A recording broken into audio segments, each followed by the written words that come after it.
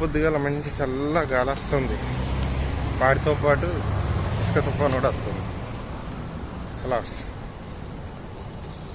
తలకాయ నొప్పి ఊకే. ఎందుకు అంటే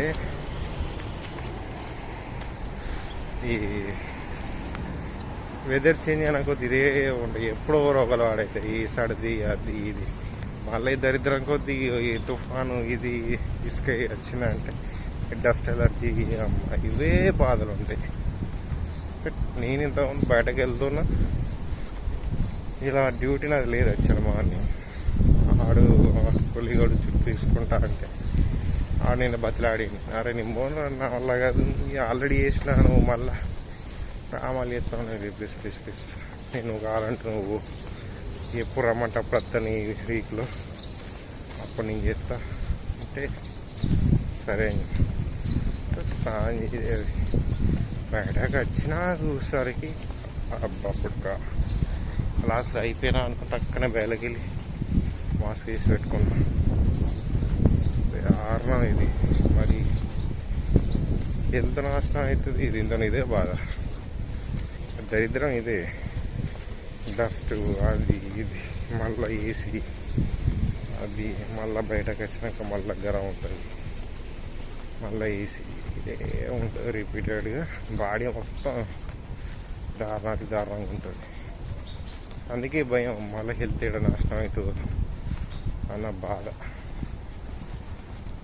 ఇది గల్ఫ్ లైఫ్లో ఉండేది మెయిన్.